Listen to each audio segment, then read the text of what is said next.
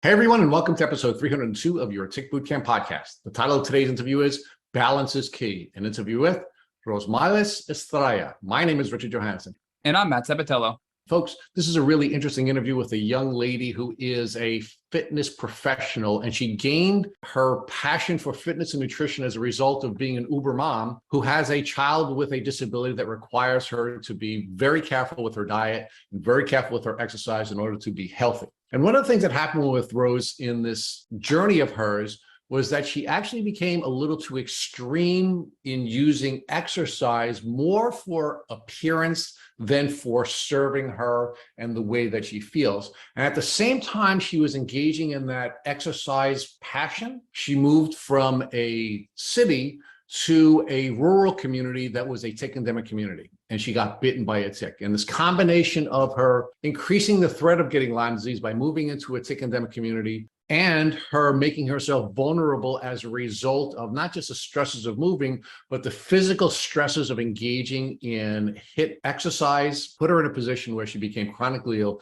pretty quickly after she was bitten by a tick. So folks, this is an example of what's happening all over the world, but it has a compressed timeline, and I think it's a really valuable podcast, and we're really excited to introduce to you Balance is Key.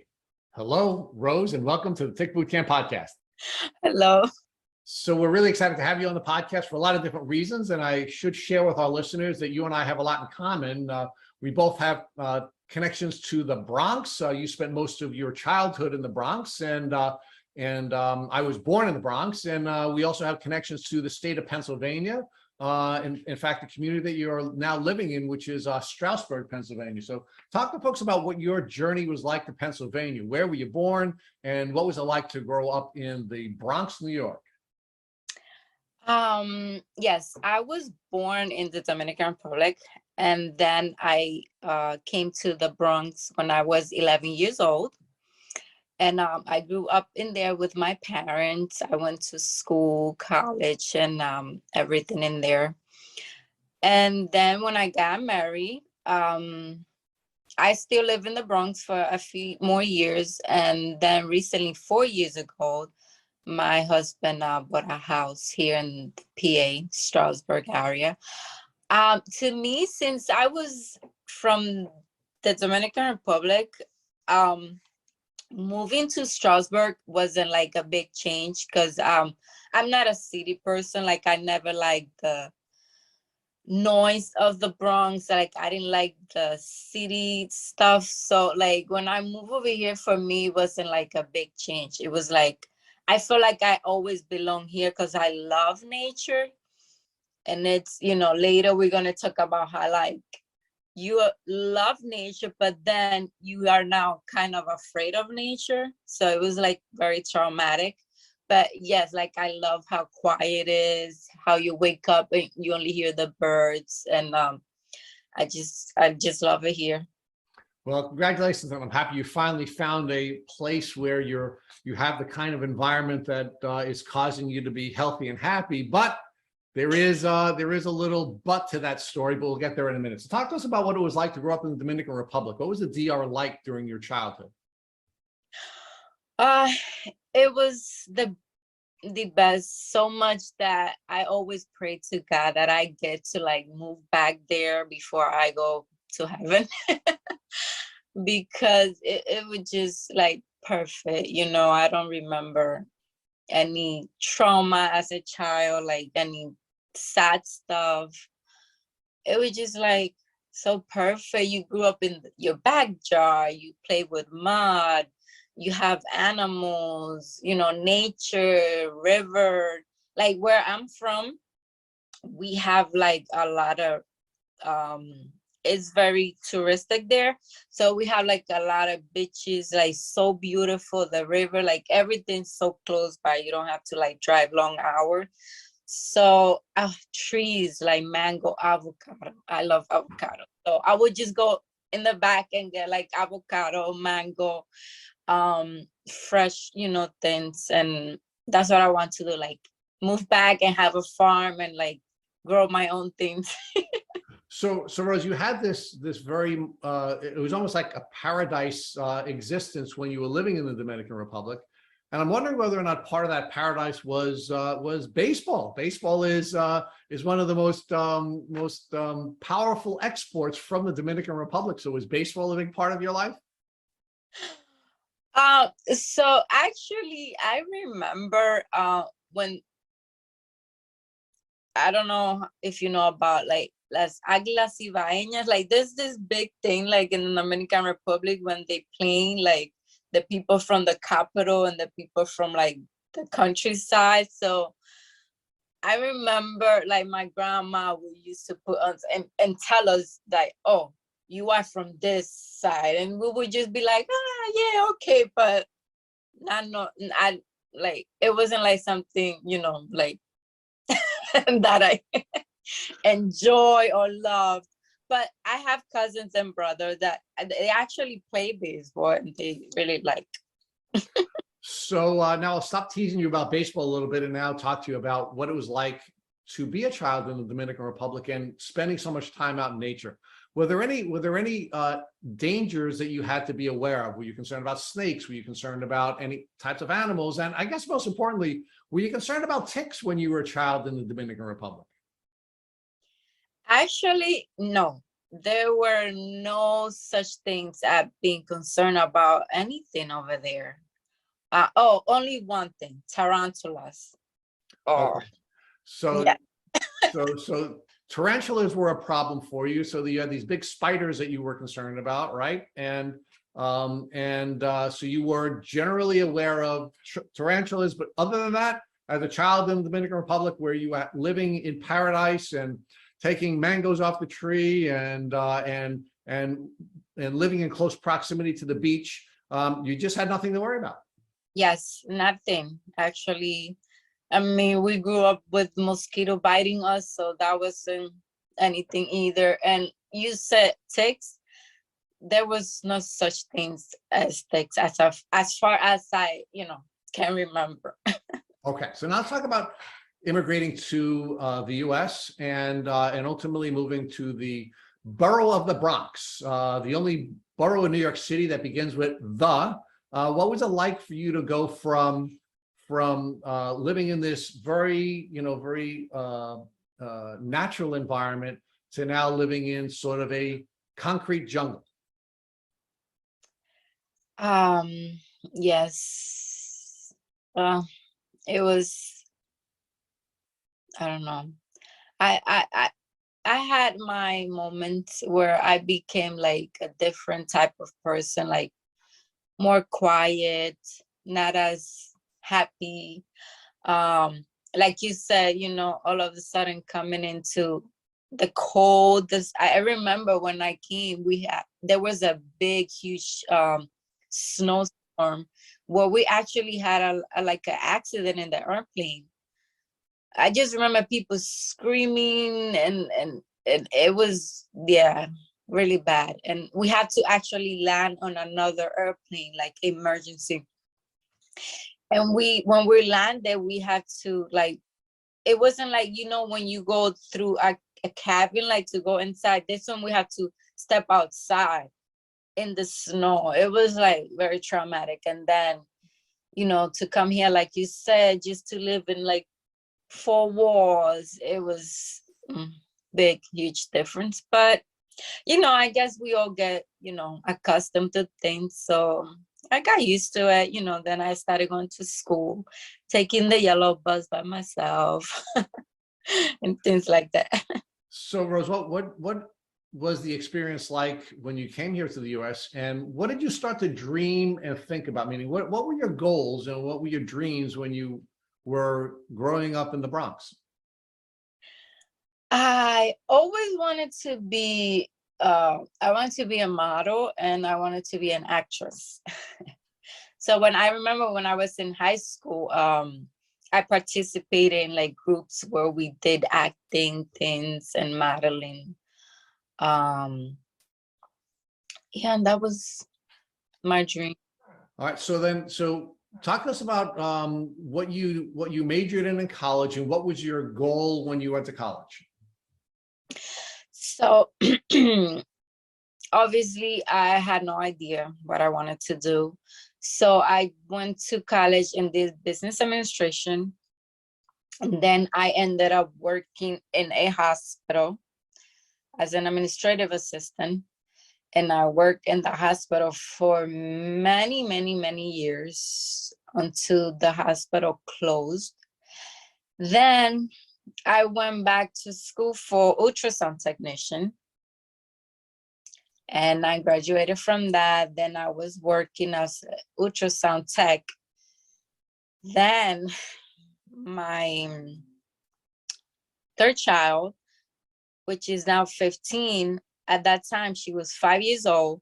She was diagnosed with type 1 diabetes. And my world just flipped and changed for the good and for the bad, because that's when I became like a health freak, holistic freak. Like my life changed totally. So she was 5 years old and she was diagnosed with type 1 diabetes. So I had to quit my job and take care of her, because it was like, as soon as she wake up, I have to check her blood sugar. I have to inject her. I was preparing her meals, taking her to school. They would call me from school like a lot of times. So I couldn't keep, working. Thank God, I had a husband who provided until now. And, because I basically had to, take care of her. And that was one of the, when we say everything, God turns the bad into good. That's why it helped me to become healthier. Like you said before about reading a lot of books online, I read everything on diabetes, try so many things to look for a cure. Unfortunately, there's no cure for type 1, but there's a lot of things you can do to keep her good and healthy, which I have, and I think that she has learned. Like now she also work out, which, she learned from me. Imagine if I didn't went into this holistic, healthy journey, what was she gonna learn, But I taught her how to eat, how to stay active, how to stay healthy, give her certain supplements for that. And thank God she's doing good. So Rose, I understand as a result of you now focusing on and dedicating your life to making sure that your daughter would be a healthy person, despite the type 1 diabetes that she was diagnosed with, that ultimately developed into a passion for you, and you became a personal trainer and a health and fitness coach. So talk about how that became a transformational moment for you professionally. Yes. So yes, because of her getting this, I just started learning a lot about health, and I just started going to the gym to work out, I guess, to get my mind off things. And it just became part of my life. Like, I just loved how I felt when I was working out, and the benefits that was giving me in my body too. Like, it was changing. Thank God I had no health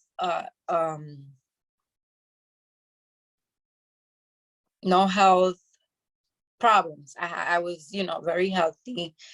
And then I was like, I want to help people. Like, I want people to be healthy. Like, I just want people to be healthy, to feel good, to find cure to whatever they're going through.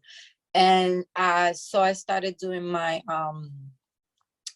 I took NASM for a personal training license. And then I also met this girl at the gym who's now has it's called AI 30 Challenge. And I am one of the coaches there. And we teach, especially women, we teach them how to have a healthy lifestyle. It's not like a diet for like a month or two, because we know consistency is what shows in the long run. So you cannot eat healthy for one day and work out for one day and then, oh, I'm healthy and that's it. No, you have to be consistent. So it's a group of women. We come together, we, motivate them. We show them like how to have a lifestyle, like how to be happy with food and working out so they can become better and be there for their family in the long run. Because nowadays we know most of people die because of obesity and chronic diseases, and a lot of them can be avoided if you have a healthy lifestyle. So now let's take the next step forward in your life and talk about your move out of the Bronx in the concrete jungle into now a new environment, right? You were yearning for a life where there was more peace and quiet, where you could be more in touch with nature. You wanted to find a place that was very much like what you remembered having grown up with in the Dominican Republic, and your family moves to Pennsylvania. And I'm wondering, before you made the decision to move to Pennsylvania, did you know that the state that has the greatest number of Lyme disease cases is the state of Pennsylvania? I had no idea. Like I said, I didn't know what Lyme was. I never heard of Lyme disease before. You know, it's crazy. I had no idea of Lyme. I had no idea of ticks, nothing. That's the next thing I want to talk to you about, because although I was born in the Bronx, I moved out to Long Island as a young child. My family moved out to Long Island, and we were always aware of ticks. My entire life, I was aware of ticks. So I'm wondering, as somebody who grew up in the Bronx, whether you were at least aware of ticks as part of either your educational experience or any of the cultural experiences that you had in the Bronx. No, I wasn't aware of ticks. I never heard anyone talk about ticks. No, ticks, like I had to Google that because I never even heard, you know, sometimes you probably say, oh, I heard about it, like, but I didn't pay attention. But no, I didn't hear anything about it. Like ticks wasn't part of, yeah, I don't know. How were you aware of it? Like, well, because everybody was getting bitten by ticks during our childhood. I mean, it was we had ticks on us all the time. We had ticks on our dogs all the time. It was just a big part of what we knew about. It was in the newspapers. I don't remember receiving any educational information about it either in high school or elementary school, or certainly not in college, which I didn't go to college on Long Island. But yeah, it was just a big part of our lives. We actually had a tick kit that was right in our mudroom. We walked into our house and there was a tick kit on a shelf where we would be removing ticks from ourselves or from our dogs. So it was a big part of our lives. And I'm a bit older than you, so this predates even your childhood, Rose, in you know, when you moved to the Bronx. So now you moved to Pennsylvania, right? And you're back in paradise. And you now have this experience where you can now enjoy nature and you have a less toxic environment, which of course is important to you, not only because you yearn to be back in touch with nature, because of your memories of as a child in the Dominican Republic, but of course you're now a mom. You have several children. You have a child with diabetes who you're helping to manage her diabetes. So you want your whole family to have a more healthy environment to live in, right? yes. But, and here's the big but, right? There were some dangers that came along with moving to a more rural environment. And were you aware of any dangers? You did share with us that you did not know anything about ticks, and you did not know that Pennsylvania has the greatest number of Lyme disease cases in the U.S. when you moved there 4 years ago. But were there any other dangers that you were concerned about when you were now going out and having your experiences out in nature and your children are now playing outside? Were there any concerns about anything that could happen in nature, whether it be bears or snakes or anything like that? Yes, only bear. That was the only thing, you know, I would hear people say they'll go into their backyard. But we moved like it's not so much like in the Poconos area, like in the mountains. We are more like near the city, so we don't get bears. Okay. So you really didn't have any concerns for your children when they were going out and playing in nature. You didn't have any concerns for yourself when you're now having this more natural experience, and instead of just going to the gym and you can go out and run, and you can go out and you could detoxify out in nature, and you could go out and ground because you have a lot of places where you could walk barefoot in the ground. So you're having this much more toxic-free environment for yourself and your husband and your children. And then one day, you see a bullseye ring on your leg. So talk to us about that. Yes. I also get deers in my backyard. All right.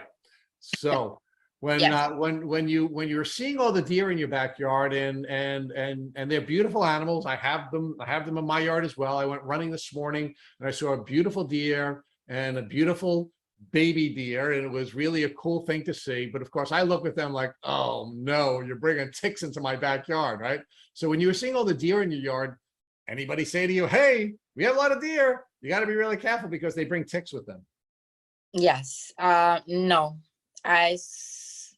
had no idea still. I seen the deers in my backyards and I just saw them like any, I didn't see any, how do you say that word? That they were A threat? a threat to us, right? Yeah, I had no idea they carried ticks. I just saw them. I'm like, they're so beautiful, not knowing anything about it. So I have a big backyard. I love gardening. So I'm assuming this happened while I was out there, in my garden doing things. The funny thing is that I have never seen a tick. I have never seen a tick. Like not even in my backyard or around my house on us. Like I have never seen one. Even now, until now, I haven't seen ticks. Like I don't know where that came from, but So Rose, I think that's an important point for us to focus on for a minute, right? Because ticks Yeah. are so small, they're very difficult to see, right? It's one of the reasons why they're so good at doing their job of Yeah. crawling on us, biting us, sucking blood from us for days, and then leaving us, and we never know about it. In most cases, with people who have Lyme disease, they never knew they were bitten by a tick. Why? Because they are a very sophisticated vector. And very much like the tarantulas you were afraid of when you were in the Dominican Republic, they're in the same family, right? They're arachnids, and they're in the same family, and they're very, very sophisticated at hiding, and they're hard to see. And of course, as visual beings, human beings gather 70% of the information that we gather through our eyes. We are largely visual beings, and because they're so small, and our vision is largely designed to see movement, and ticks move so slowly, we wouldn't even pick them up. You wouldn't have even seen it, right? I mean, you wouldn't have even seen the tick, and most people never do when they get sick. So that's no surprise, right? So you were not aware of a tick. You were not looking for ticks. You didn't check yourself for ticks. You're out in the yard. There are deer all over the place. Clearly ticks all over the place. Lyme disease all over Pennsylvania. Yes. And you now have a bullseye ring on your leg. And what do you do when you see the bullseye ring on your leg? So when I first saw it, that part was red. It looks like something bit me. What came to my mind was, oh, it's a mosquito bite. And, I was scratching and just put a lot of stuff, bentonite clay, charcoal, things to suck out the toxins, although I didn't know what bit me. But, as a holistic person, that's the things I will, run to. Then it wasn't going away. And, the next day it was just still there. And then it just started getting bigger and bigger and bigger. And it was hurting to the touch, and it felt warm to the touch. And I remember I wasn't, like worry about it, like, because it takes a long time for me to go to the emergency room. So my neighbors saw it, and what I find like a little bit ironic is she had gotten bitten by ticks before, but she will see them, she will take them off, she will go to the doctor, they'll give her something, and she never got Lyme, she's fine. But when she saw my mark, she said, oh, you should go to the emergency room, that looks like cellulitis. I'm like, oh, okay. You should, yeah. She was like, yes, you should go to the emergency room. and checked it. I'm like, okay. So because of her, I went to the emergency room, and that's what they told me too. In the emergency room, they said, oh, that's cellulitis, an infection of the skin. They gave me antibiotics for an infection of the skin, not Lyme. And I was like, okay. I mean, me, again, not knowing anything about it. If I knew, I would, fight and do other things like no. But I left. I took the antibiotics. I followed up with my doctor because my leg became like more very dark, like as if, I was gonna lose my legs or something like that. So I got very scared. So I went back to my doctor, followed up with him. And he was like, oh, just follow the ER direction. Like they said, it's just cellulitis. Just finish your antibiotics, you'll be fine. I was like, are you sure? He was like, yes, don't worry, you're gonna be fine.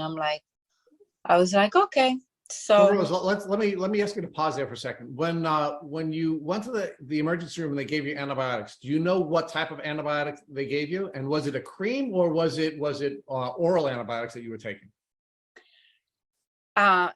It was oral antibiotics. I do not recall the name of those. It was cycline. Yeah, it was an antibiotic for an infection of the skin.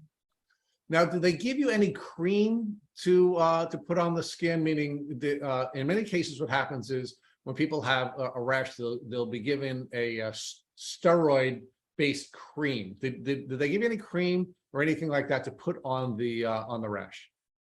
No, they did not give me any cream, just the pills. Thank goodness. Okay, no steroids. So we know that they're immunosuppressive, and that would have, of course, been bad if that had happened. So thank goodness you didn't. So. Okay, Rose. So now I just want to build out where you are from a fitness standpoint and from a health standpoint, because although you've had this challenge that you've had to deal with as a mother with your child being diagnosed with diabetes, type 1 diabetes, but that actually had a positive impact on you and your family because you're now living a very clean life, right? You're eating really cleanly, you're working out, you're in a supportive environment where you're training other women and other women are supporting you. So you have a healthy community of people that you're interacting with. You're now living in a less toxic environment where you have a lot of clean air and fresh air and all kinds of opportunities. So Rose is really a very healthy person, right? But now when you get this bite, despite having this very healthy and certainly less than vulnerable body, right? You're very healthy. You're starting to get sick and you're continuing to get sick. So talk to us about how, despite being very fit and living very healthily, that this tick bite rash that you didn't know was from a tick at the time starts to progressively get worse. Yes. So after that, I finished my antibiotics and the mark clears out. So I was like, yay, it was nothing, I'm fine. 2 months later, exactly 2 months later, I wake up with my left ankle where I was bitten, swollen out of nowhere. Me, as a trainer, I work out, I was like, oh, I probably, there's something wrong at the gym, maybe, I was like, I put some ice. I didn't pay more attention to it. I was limping, it was hurting, but I didn't think anything was wrong, like a huge thing coming. At that time, I was training a group of girls, and I would go and train them like this. And my ankle was hurting and I was in pain, and I would still like jump on it and train. And then I just kept putting ice, and I just saw that my ankle wasn't getting any better.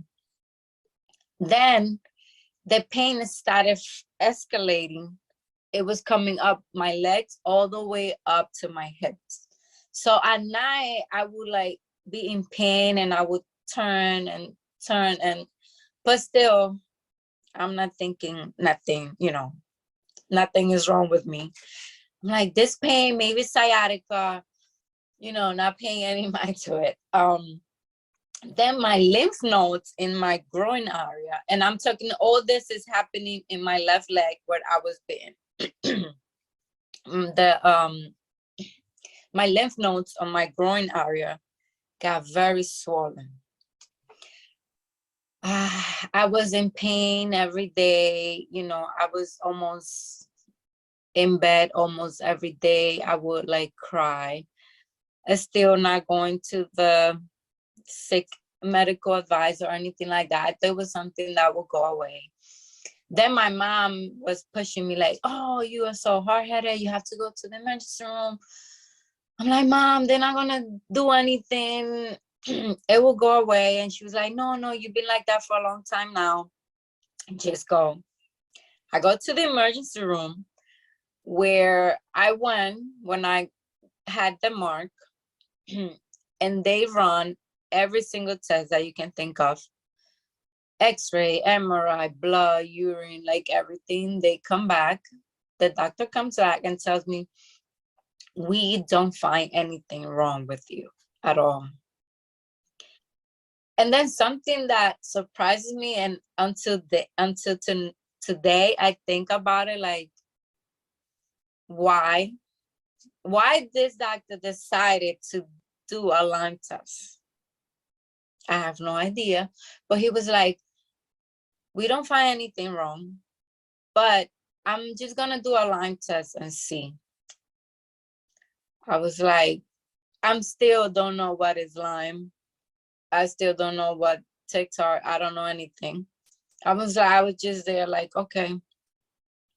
I go home and I think it was 2-3 days later, I decided to go to New York thinking, oh, they probably know better over there. And I go to the emergency room again because I was like feeling really bad. I was like, oh no, like something's wrong and these people couldn't find out. So let me go to New York. So I went to New York to the emergency room. Same thing, they did all tests. And I think these people thought I was crazy. And they was like, oh, you don't have anything, you can go home. I was like, can at least I get a crutches, because I cannot walk. And they looked at me like I was crazy, like they didn't believe me. They were like, okay, just give her some crutches, like she can just go home. And yeah, and they gave me crutches. I walked out of there limping in pain. I got to my mom's house in New York, and the next day they called me from here, from PA, and they told me, oh, hi, you have Lyme disease. We are going to send you antibiotic. That's it, just take them. Okay. I'm like, okay. So let's before Matt takes you through the rest of that portion of your journey, I want to talk to you about what was going on in your life between the time that you had the tick bite and the time that you had now all of the arthritic symptoms that were developing in your leg, right?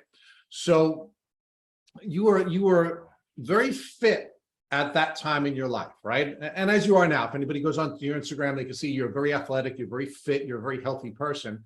So you were a very fit person at that time.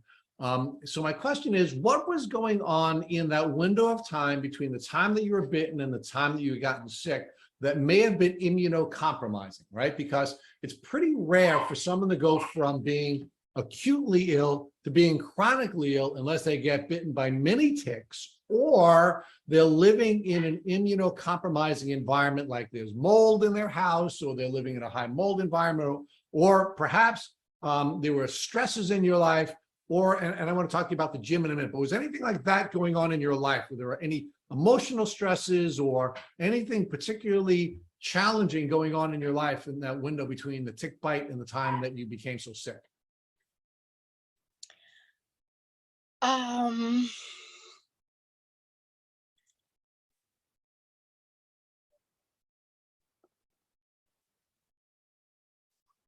can can you like elaborate a little bit? I don't Yeah. understand. So I'm just trying to figure out why somebody so fit may not have been able to manage the tick bite bacterium, right? So let's talk about the gym for a minute, right? Because there is an upside and a downside to fitness as well, right? Because one of the things we sometimes talk about on this podcast is exercising to serve you versus exercising for appearance, right? Or Yes. exercising to serve you, and sometimes exercising too rigorously, right? And we talk about the gym culture, where people are going to the gym not because they're looking to engage in activities that are going to serve them. They're going to the gym because they want to look good, right? So, Yeah. so what kind of exercise were you engaging in that window of time? And do you think it's possible that you were working out too rigorously and perhaps engaging in immunocompromising exercises? Yes. So, wow, that's very interesting that you talk about this. I like being challenged, like I like hit. So, of course, this is something I always talk about. Like before, I know we all, mostly women, get in the gym because we want to look good. But then as time went by, and this is something I teach my girls, fitness is so much more than just looking good. And I learned that, I learned the hard way.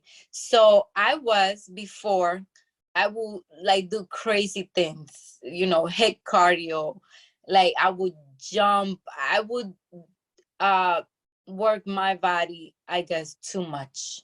For nothing, just to do crazy things. Um I was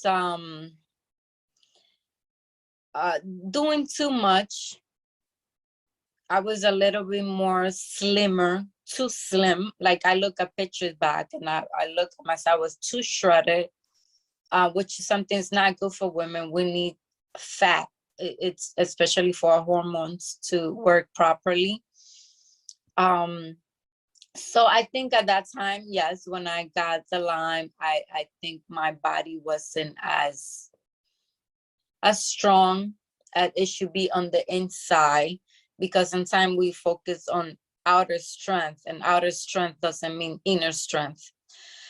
And I probably was, going through also like financial marital stress, everything together. It was, I had an older daughter too who had recently left the house. So, I during that time, I went through like a lot of stress. I was sad. I would cry every day, family stuff.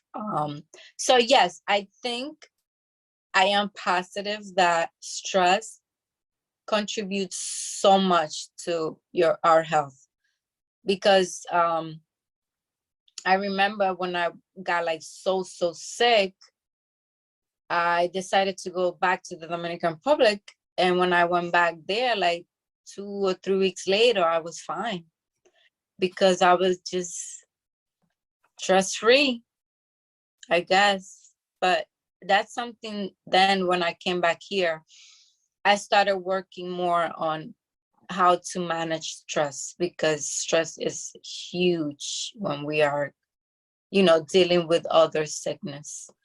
So Rose, we here at Tech Bootcamp talk about risk all the time, the risk of Lyme disease, right? And we use general Stanley McChrystal's definition for risk, which is threat times vulnerability, right? And so the reason I'm asking you the questions about all the things that were going on in your life is because the threat of you getting Lyme disease increased substantially by you moving into a tick endemic community, right? You were in a place where there were a lot of ticks, so the threat went up. But you probably would have been fine had you not also had the vulnerability, because in most cases when people are bitten by ticks, their body's able to manage the bacteria, except if there is some vulnerabilities. And it sounds to me like you were both physically and emotionally vulnerable at the time that you were you were bitten by the tick. You were engaging in high intensity interval training, which is we do know is going to reduce your T cell count, and it is going to be physically stressful. You had just moved from one place to another, and there are always going to be stresses adjusting to a new environment, even though it was something you wanted to do for your family. Moves are going to be stressful. It's just a natural part of it, especially for a mom who's now moving all of her children to another community, and trying to make sure that there's a safe environment for her family. You had the natural stresses of managing a child who has a medical disability. And now, of course, we now have another piece of this, which is you have an older child who is now creating the stresses that children often create for us, right? And all of that comes together at the same time that you suffer the tick bite, and now you become very sick, right? And you go from being a high intensity interval training coach to now having swollen ankles, swollen knees, swollen legs, swollen lymph nodes, needing crutches to walk from place to place to get from place to place, right? That's how extreme you go in a 2-month window. Yes, 2 months. And then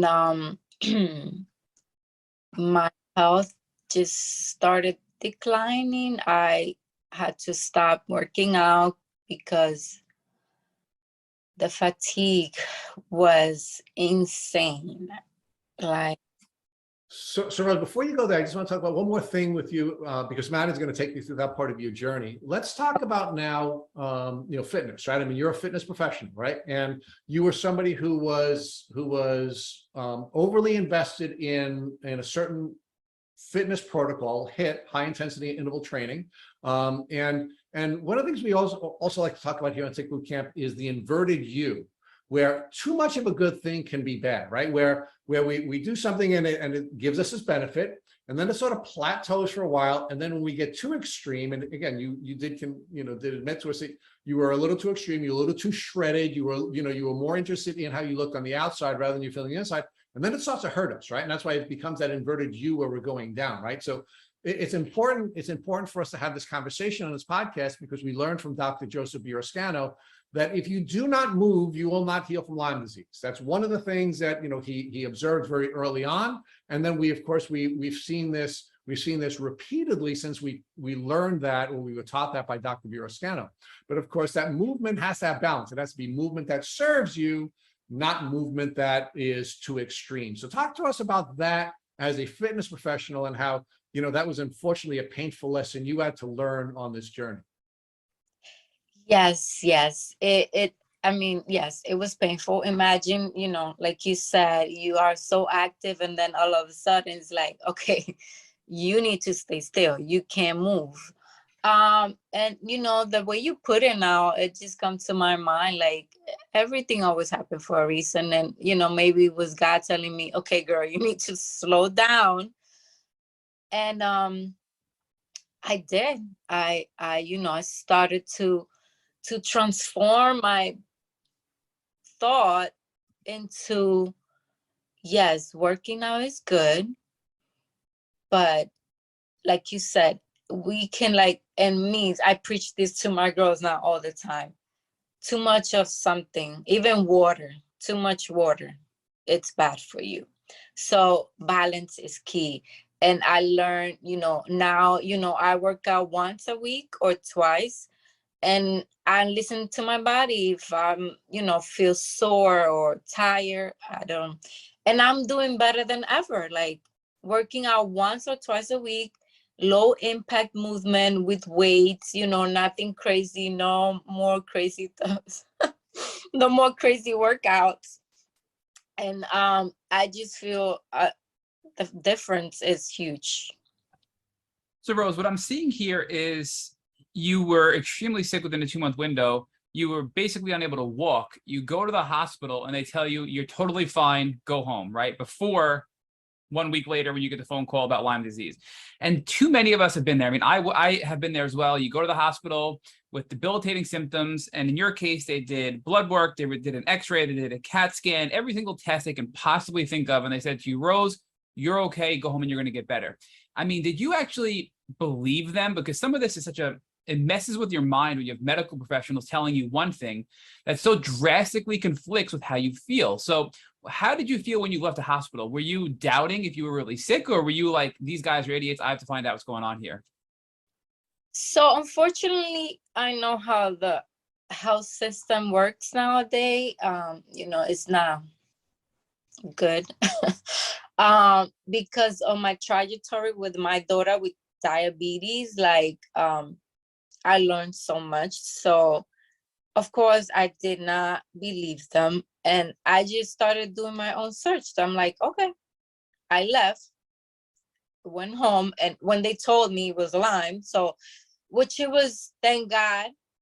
I thank God it was good, because imagine me going home, oh, you're fine, you don't have anything. Okay, so now what am I going to do? I don't even have a diagnosis, but thank God I had one. So now I know to just do my own thing. Unfortunately, that's what a lot of us had to do, and just become my own doctor. And I just started learning what was Lyme, first of all, because I had no idea. So that was my first thing, to learn about Lyme disease. And then I went on to learn all these different type of natural cures. So Rose, you told Rich that you didn't really know what Lyme was before getting diagnosed. So a week after leaving the hospital, you get the phone call from the ER. They tell you you have Lyme disease. They say, we're giving you 21 days of doxycycline and you're going to get better. Did you believe that? And when you started to research Lyme disease after getting the diagnosis, did your views change? I did kind of believe them at first. I'm like, okay.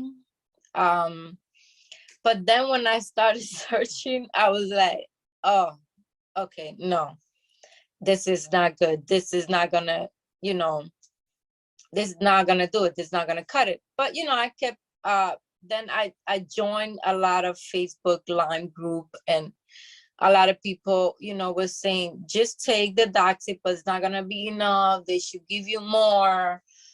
But then I asked for more. You know how it is. They're not gonna give you more.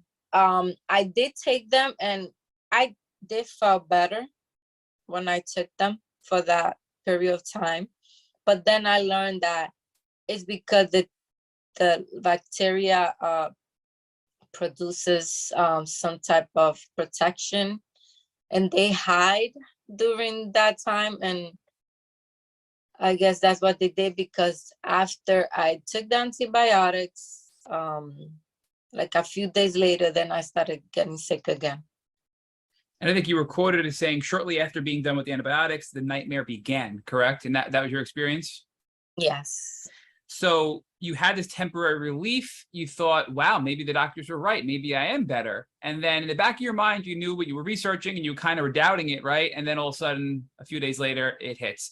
So walk us through this crash again after the antibiotics. What symptoms came back, and did you develop any new symptoms? I started to, yes, I did develop new symptoms. The pain in the ankle was gone. It never came back, never got swollen again.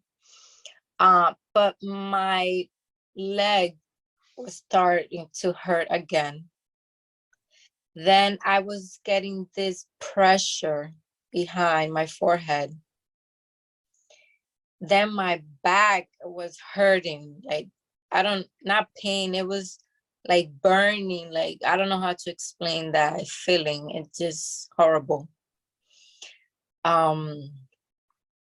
Then I started to have stomach issue. Like, I felt like I had a monster inside my stomach. I had a record of how my stomach sound. It's so scary. I would literally sit in my bed and just sit there and cry and just waiting for my stomach to, like, something feel better, go away. But it just, this stomach pain, nauseous, I wasn't eating. I was having insomnia because of course, all this pain going through my body. I wasn't able to sleep well. I started getting depressed, anxiety, you know, thoughts of I don't want to be alive anymore. This is not life.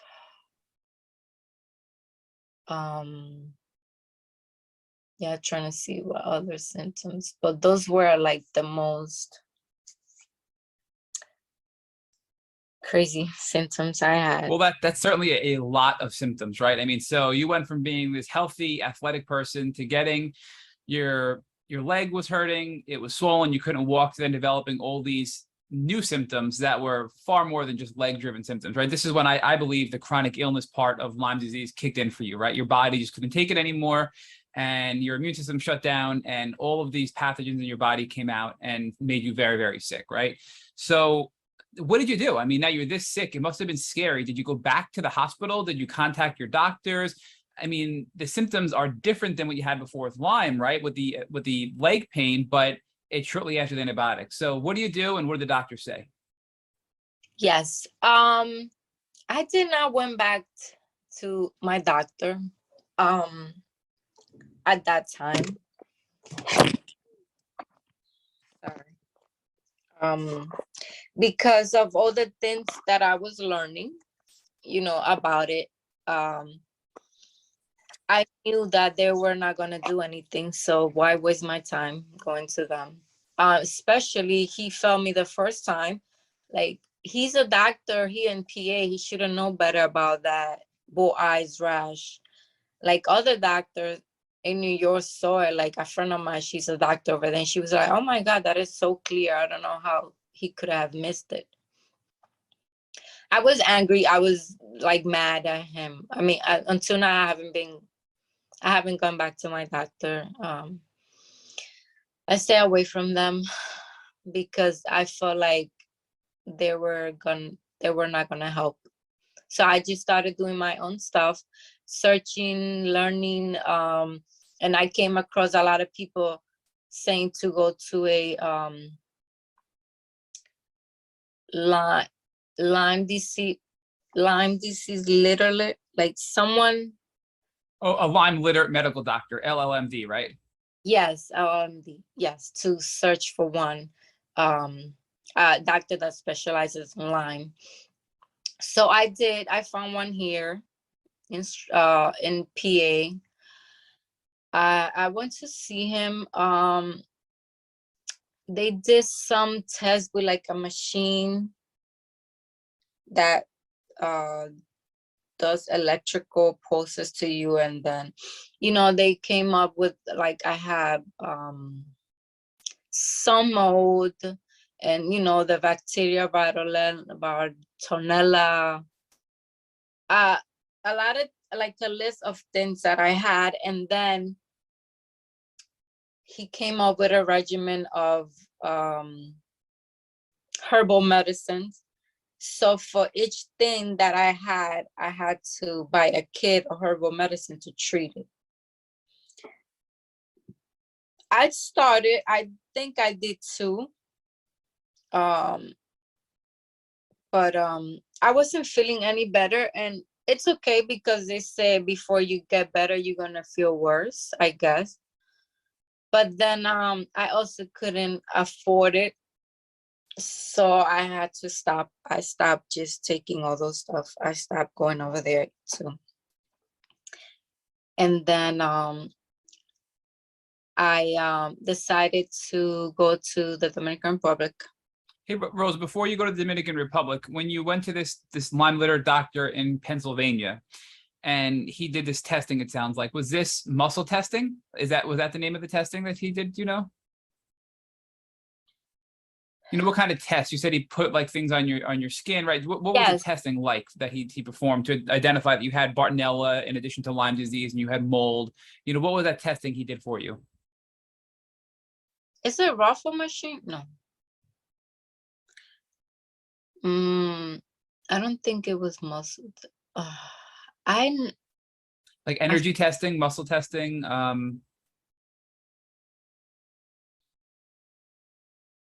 It has to do with your energy, yes, because he would put like something electrical here in my fingers, and then that would transmit into the machine. So I remember posting something on Facebook about it. I forgot the name of the machine. And then I was like, I can't believe this machine can tell a doctor that you have all this stuff by just touching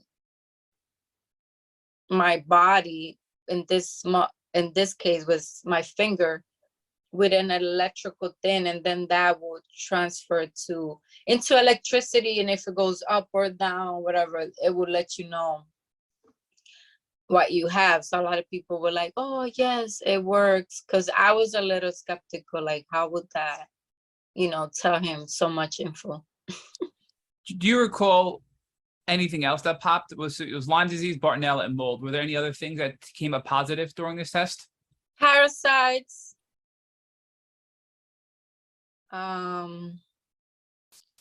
What else? Parasites, mold.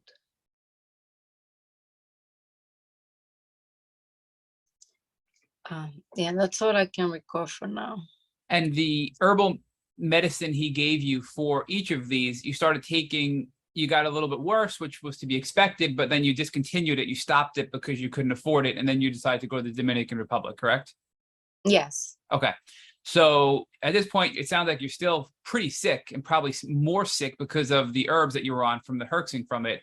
And now you go down to the Dominican Republic. So walk us through, did you go to the Dominican Republic because it would be more cost effective and cheaper to treat there? What was your thought process about going to the DR and leaving Pennsylvania? Yes. So I have an aunt over there, and she's a doctor. So, she have access to certain things like IV antibiotic, which was something I heard a lot of people used and got better. Although we know antibiotics, is contradicted because they could be good or also bad for you. But I was like, I was feeling so sick. I was like almost couldn't get up from my bed. I said I had to do something.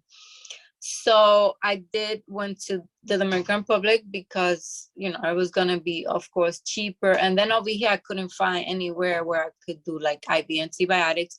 I did find a place where I could do IV therapy with vitamins, but they were extremely expensive. Like only one of them was $250. So I go to the Dominican Republic.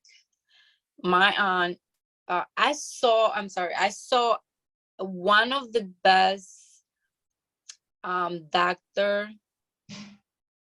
Jesus, forgot his he's in no.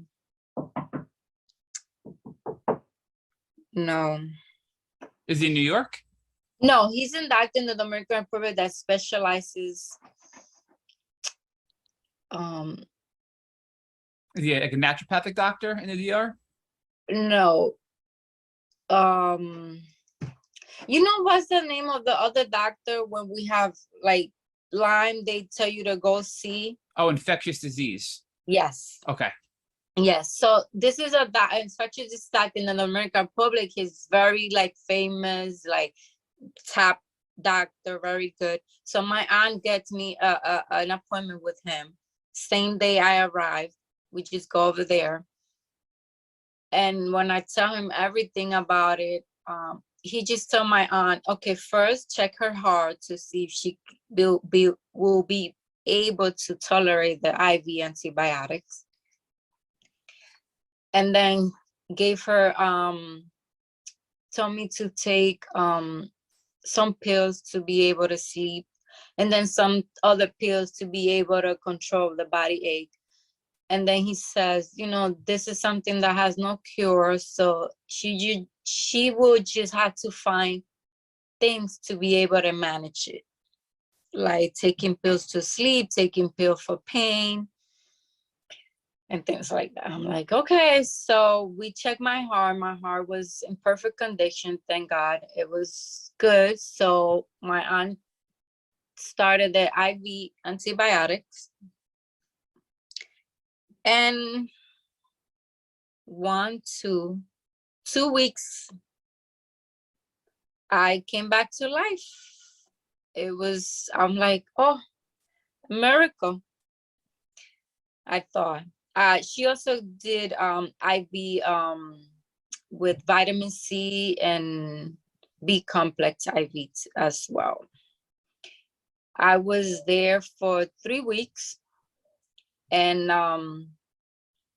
I just started feeling better. I love the sun. I took a lot of sun, walk in the beach, and I thought I was cured. So you felt 100% normal again at this point. You were fully recovered temporarily after the IV antibiotics. Yes. And now this is despite the fact that the infectious disease doctor was telling your aunt, hey, look, this is not something easy. It's something that we're going to have to manage. It can't really be cured. But now here you are thinking you are cured, right? So there's sort of a conflict here already, right? Yes. And do you recall the type of IV antibiotic it was? Was it Rosefin? Was it, I think ceftriaxone is the generic name, or, do you recall any of the details about the IVs? I don't. No. And it was just a few weeks though before you started to feel better. Yes, like 2 weeks. Now, your aunt is a doctor in the DR, and she was consulting with an infectious disease doctor, correct? Yes. When you left and you were feeling really well, what was the information given to you by your aunt and the infectious disease doctor? Were they telling you, oh, maybe you are cured, maybe we were wrong? Or were they cautioning you, saying, hey, look, you may get sick again? What was the message you were being given before you left to come back to Pennsylvania? So by the doctor, none. I mean, he told her, oh, let me know how it goes. We did tell him, but he never got back to us.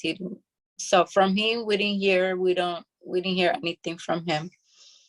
My aunt, this is to her, and for them over there too, is they have no idea. So, it's sad, and I know many of us go through this with family, especially if they don't know.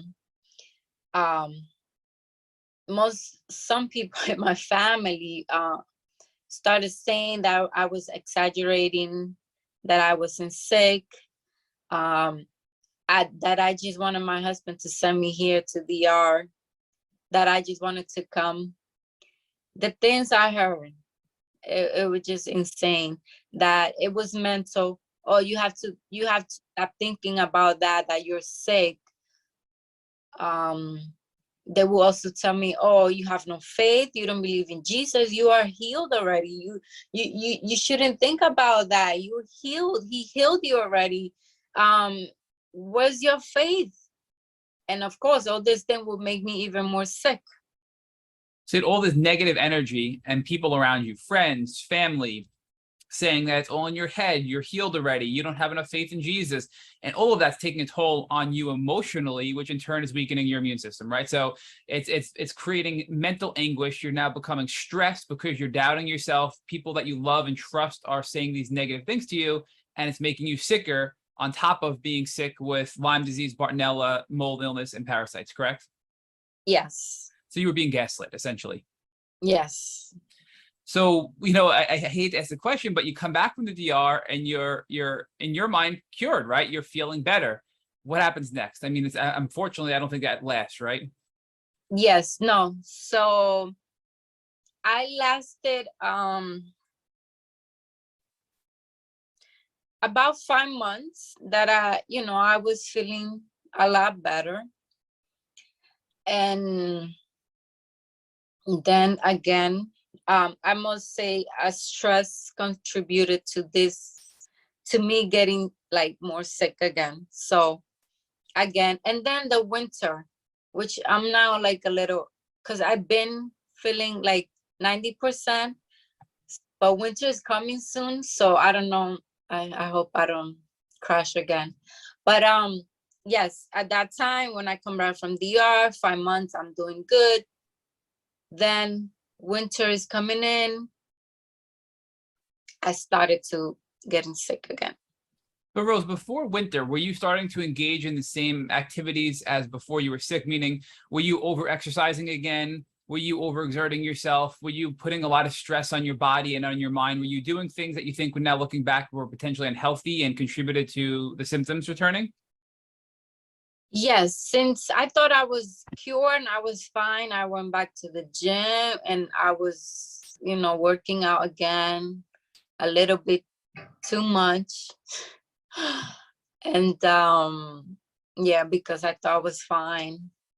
Well, I was trying to push my body because the fatigue that I was feeling, like I would start working out and then I would feel so much out of breath. So I was trying to push my body and I would just say in my mind, you can overcome this. Just do a little bit more so you can overcome the fatigue. So mind over matter. You were trying to say, I can push through this and I can break the fatigue, but the fatigue was a warning sign from your body saying, hey, something's going on here, right? So that was a sign, but you were trying to push through it and fight through it, thinking you were healed. Yes. So now winter's approaching, you're starting to not feel good again. What symptoms start to return, in the short term, and then what symptoms return in the long term? I started getting the same symptoms again, like the head pressure, the back pain, my stomach again, insomnia, not sleeping well.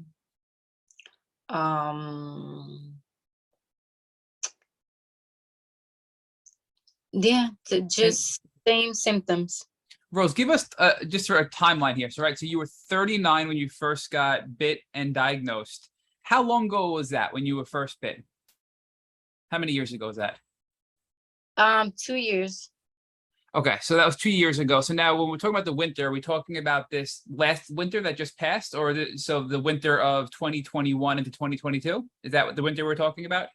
Yes, the one Okay. that, yes. So it was last summer, you're in the DR, you come back, you think you're cured, winter approaches this past winter, and now you're getting sick again. So we're pretty much, almost into 2022, the current year.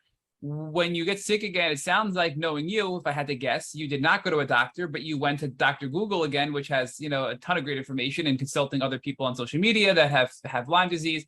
What are your next steps now to start to address your symptoms as they're coming back this past winter? So I started again, like you said, researching. So I went into this protocol thing.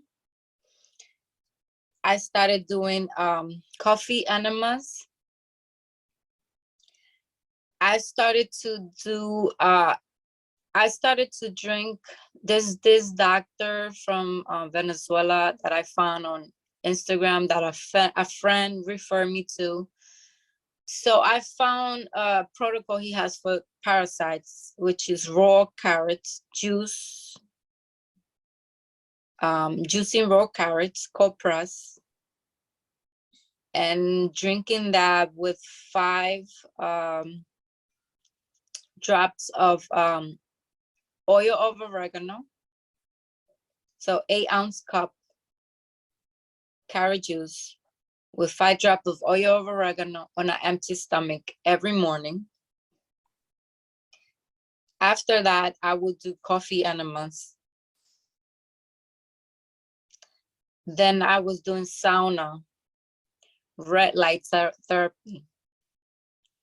I started doing that every day. I saw a lot of things coming out of my body.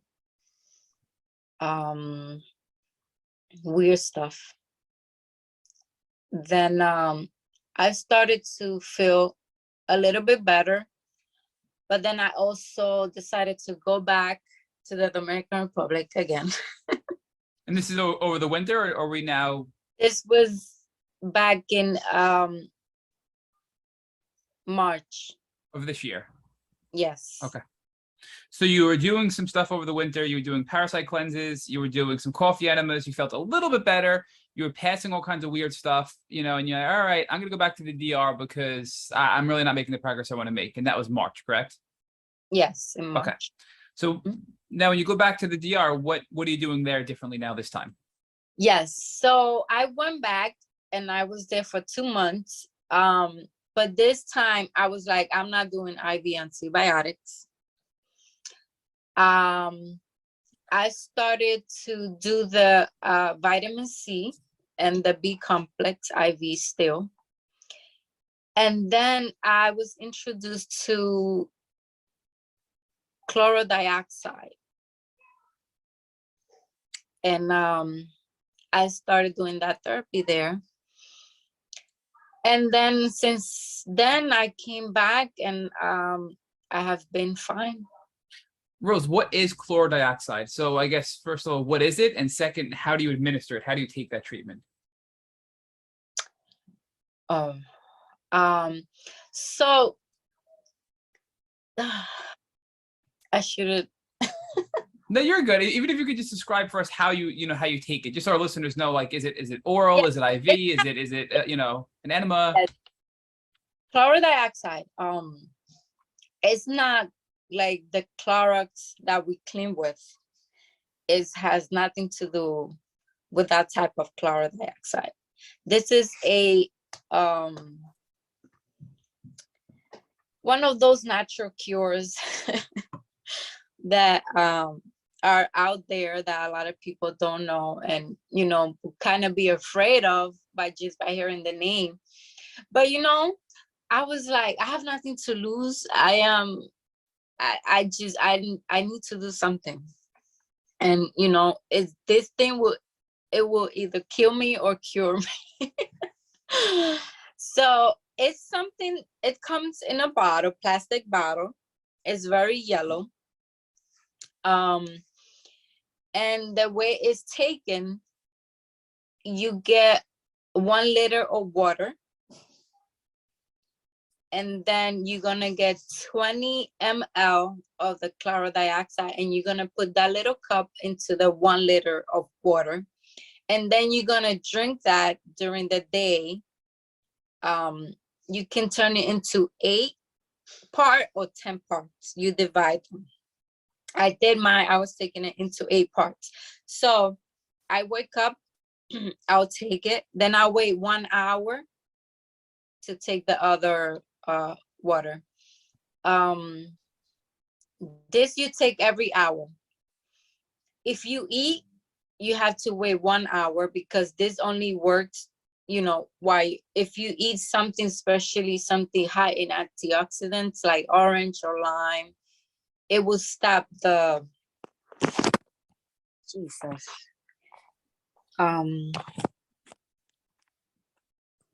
It'll stop it from being as effective, right?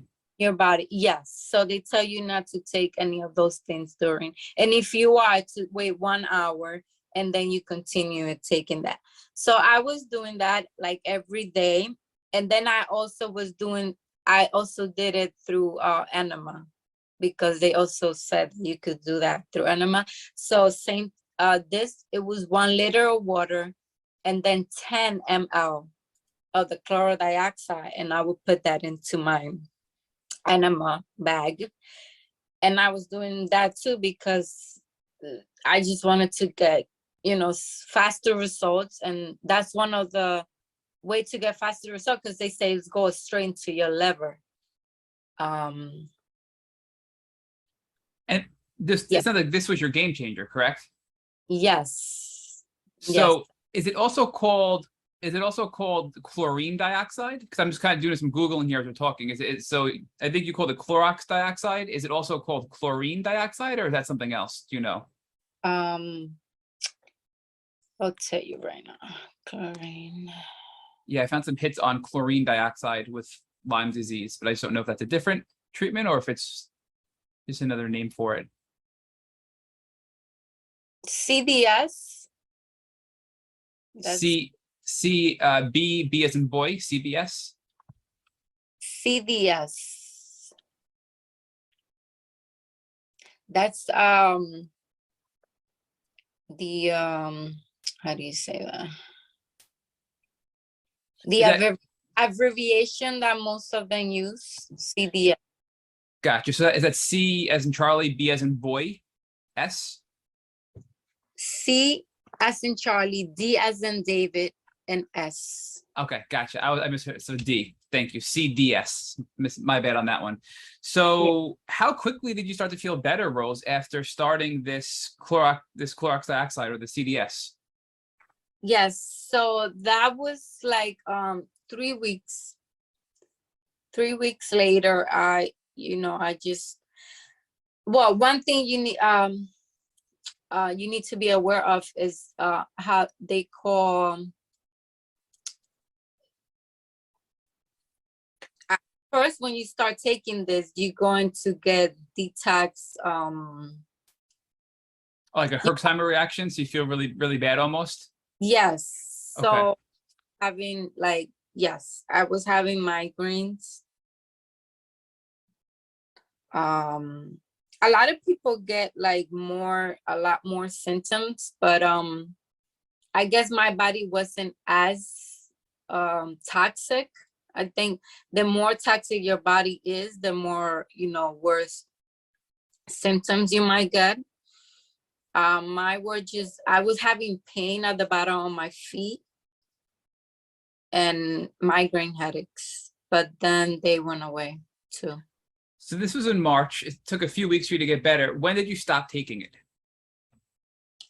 I took it for, so I started in March, 3 weeks. Then I was there for 2 months. So I was there for March, April. And I stopped when I came back here in May. So really, since the beginning of the summer, it sounds like you've been well. Do you feel like you've reached remission? Are you symptom-free? Or are you currently doing anything now to treat? But this is something that I still keep doing no matter what. I still keep doing my coffee enemas. I still keep using the sauna. I use red light therapy. But you feel good. So you're symptom-free, but you're doing these things for maintenance to make sure you stay good, right? Oh, yes. Just for maintenance. Yes, but yes, I'm feeling like 95%. Like I'm back to the gym, working out too. Not as crazy as before. Now I listen to my body. I just work out 1 or 2 a week and do low impact, weights lifting. Well, this comes back to the theme you and Rich were talking about earlier, where you said balance is key, right? So now that you're better and you've reached remission, you're still maintaining balance in your life so you don't get sick again and have another relapse. So you're doing all these things to maintain your health, and you're balancing what you're doing in your life, like exercise and stress, to stay healthy, right? So give us an idea of how your life is different now in regards to exercise, diet, family life, stress, etc., so you can maintain this level of health that you've achieved after doing all this treatment for Lyme disease. Yes. So now I, wake up. Thank God I'm not feeling as tired and drained as before. I'm also able to sleep a lot better. I found this really good magnesium that is helping me tons too. Because that was one of the things that was still like there that I wasn't able to achieve, my insomnia. But it's been now 4 weeks since I started this magnesium, and I'm sleeping a lot better, so I can wake up with more energy. Eating raw food, healthy food, grass-fed food, just a lot of fruits, vegetable, juicing. I go to the gym, like I said, 1 or 2 a week. Not doing HIIT anymore, and don't do like excessive cardio.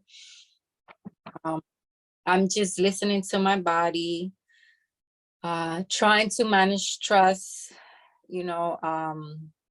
always putting God first, reading my Bible, meditation, go outside, grounding, getting the sun as much as I can, listening to gospel music. What else? So let's focus on this transformation in a little bit more detail, because this is a really powerful story that you're telling, right? You you were a mom who went through a transformation when her daughter became sick, and you became someone who became a health and fitness and nutrition enthusiast, so that you could make sure that your daughter was going to have as healthy a life as she could have. And you wanted to model that for her by making those changes in your life. Yeah. But then what happened is you got a little too wrapped up in the fitness culture, in the gym culture, and you were more interested in how you looked than how you felt, right? And you were really, the sense that you were using were your eyes rather than how you felt, right? It was, and that was really the biggest transformation for you, right? And of course, you've now brought that into not only your own life, but in the life of the people that you're coaching and training, and you're helping them to, again, go back to use the term that Matt reminded you of, which is balance is the key.